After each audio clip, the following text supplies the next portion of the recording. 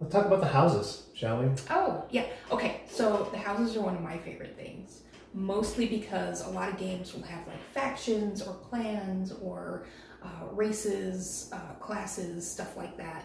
And I wanted to have that. I wanted to have that without it being classes or factions or anything like that. I came into roleplay mostly from World of Darkness, and I love having something that you can belong to, that your character then can make ties and be part of something a little bit larger than just, I'm just a diviner or something like that. And the houses there's 9 main houses in Coven Crucible, and they're called witch houses. Some of them are hereditary.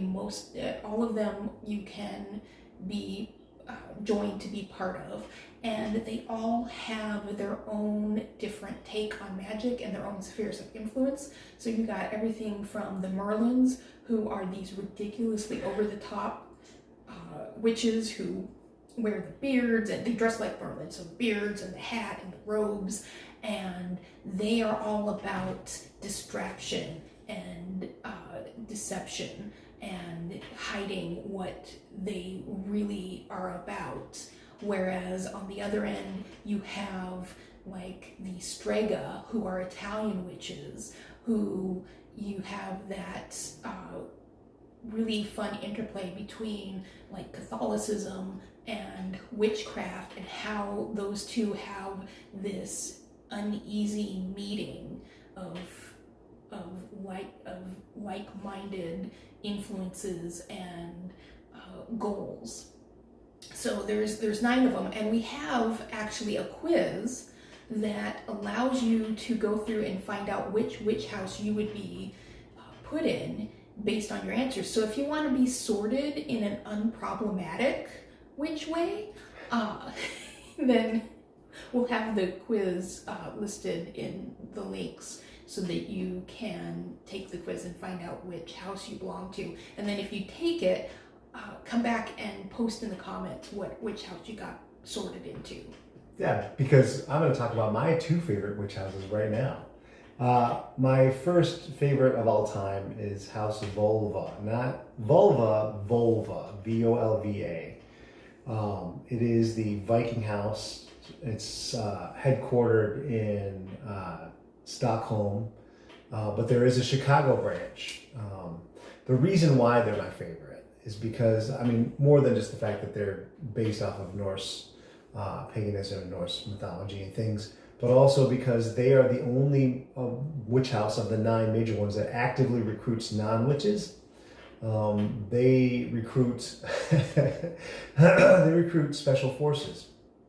They have a faction within that house called VFO, that stands for Viking Force One. They are the special ops, the black ops, special forces group within House Volva. They do things like rescue missions and all that jazz. So that is of course why they're my favorite. And my character from the playtest for 4 years was a member of that. They can cast magic, but they don't have to, and that's what I think is really, really cool, to incorporate some of that. My second favorite, and now this is going to go over a minute, but my second favorite are the Magi, because they're the kingmakers. They're like the power behind the throne. They deal in blackmail and secrets, and they have a faction within themselves. And I love houses that have factions within.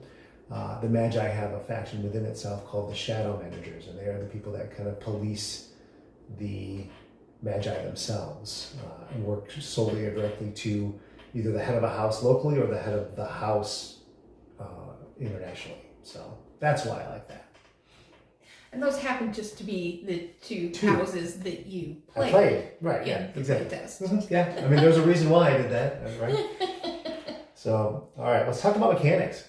What is your favorite mechanic?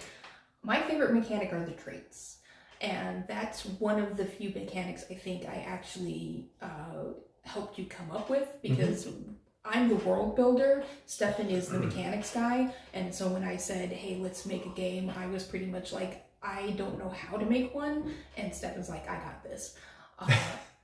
But traits I love and were inspired from World of Darkness, where you had the specializations. And I always loved that. I loved this idea that you could have these little mechanical things that might not give you a huge benefit in game, but were flavorful. And now our traits, you usually get some sort of mechanical benefit, but not always. Like some of them are like flight, which is for supernatural creatures like dragons and hippogriffs and griffins, these animals that should not be able to fly because of physics, but can. I mean, and so we have these traits where you can use it to give your character these boosts or these things that just flesh out the character. Like we have a trait called Cavalier, which is basically your character runs into situations. Your character does not think about what is going on around them. They're just like, nope, I'm heading in there head first. Things like that. So I think traits are my favorite mechanic from the game. What about you? Mine is the mechanic we came up with Reforged, called trading power for precision. If you have a certain category in a trait, which means you have achieved a certain number of levels in that trait, then you are granted a special ability called trading power for precision, which means you are skilled enough that you know that you can apply not your full effort to a particular task. And in exchange for not applying your full power to that task, you get to be more precise with it. So, for instance, you know that you only need one level of success to succeed on picking a lock, but this is a really difficult lock. How are you going to do it? You can lower your LOS, and for each one you lower your LOS, which is level of success, you can increase your target number by 1. So I think that's my favorite mechanic, because it allows, while this game is collaborative and it's a collaborative storytelling, you're supposed to work with other people, sometimes you find yourself in a situation that you just really need to accomplish and succeed on your own, and this helps you do that. Following up on that, there were mechanics that we ended up getting rid of with Reforged. Yeah. And speaking to the idea of collaborative storytelling, one of the mechanics that we got rid of, that I'm glad we got rid of, was this concept that you could boost your next action. And the basic premise was you would roll, you would decide, I'm going to take this action, but I want to make sure that it succeeds. So I'm going to, before I do that action, I'm going to do another action to roll the same thing. If I get a success, then I can add those levels of success to my next roll.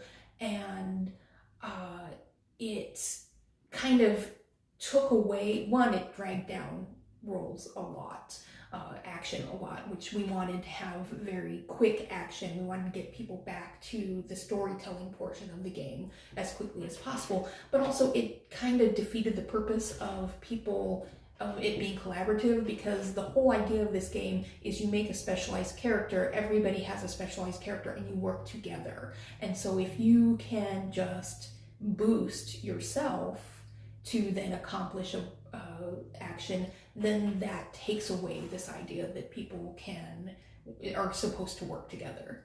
Yeah, exactly.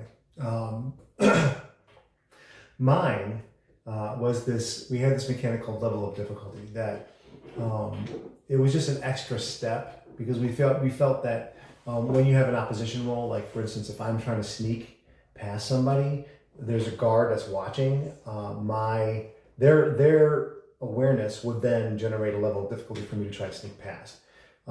It just was an extra step to try to figure out what that level of difficulty was, and then what that penalty was to my target number. Instead, we simplified it. We got rid of level of difficulty. We simplified it and said the penalty to my target number is simply their level of success. So if somebody has a level of success of 16 with an awareness, my target number is then reduced by 16 to try to succeed, to try to sneak past them. It simplified things so much and made the roles and the action economy basically very, very quick, so we can get back to the story. We're all about the story here. We are all about the story. The last questions we have are about NPCs. Oh. So who is Polaris? Okay, so Polaris is my baby. Polaris is a Merlin, but a Merlin. Okay, Polaris is a Merlin, basically name only. We have this mechanic, this trait called House Infiltrator in the game, where houses will, they will go against each other. They will clash sometimes. They have different priorities. And you don't have witches and witch houses with these personalities without having there being interaction and chafing and contradiction. So Polaris is a Merlin, but is actually a Baba Yaga who has infiltrated the Merlins, and he lives in the Chicago Crucible. And the reason he lives in the Chicago Crucible and doesn't leave the Chicago Crucible is because as he was rising in the ranks of the Merlins, he eventually got to the point where he made a deal of, I'm not going to wear the Merlin garb. I'm not going to wear the beard. I'm not going to wear the hat. I'm not going to wear the robes. I will continue to be a Merlin. I'm a spy master. I will get information for the Merlins and all of this, but I don't want to wear the garb because it makes it difficult for me to do my job.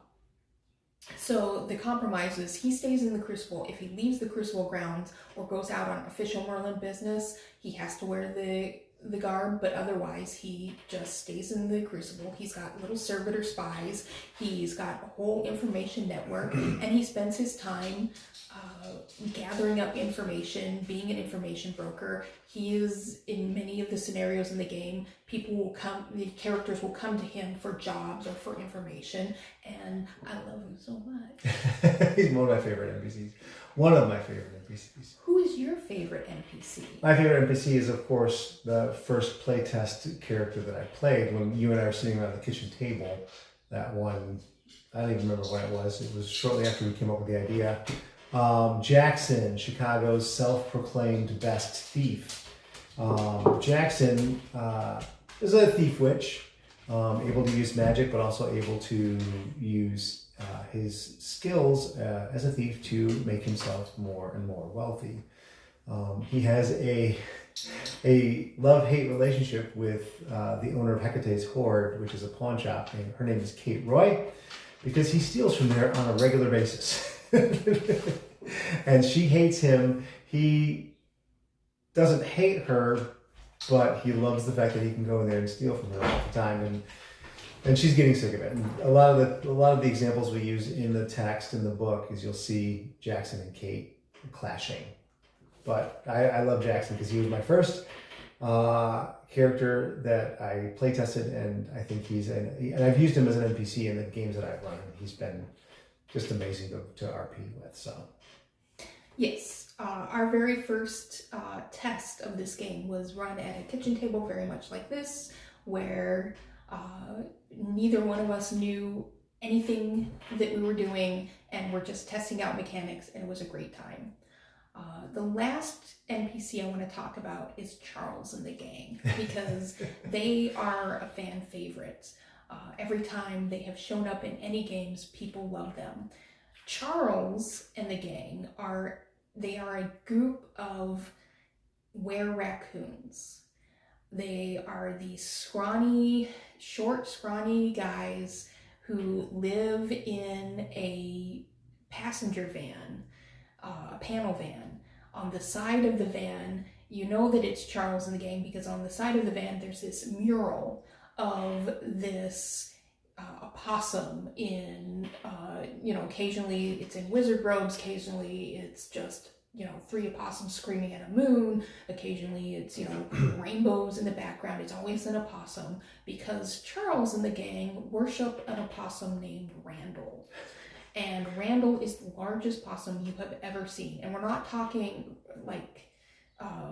we're talking just a Chicago fat possum, just crooked teeth, hissing all the time, and he lives in a lazy boy recliner they put in the back of the van, and they are, because they're were raccoons and they don't really have a set address, they just steal stuff and they con people. You will find them set up on the side of the road selling graveyard dirt, which is materia magica in the game, that's just soil that they like stole from a Home Depot and shoveled into a bunch of jars they stole from people's recycling.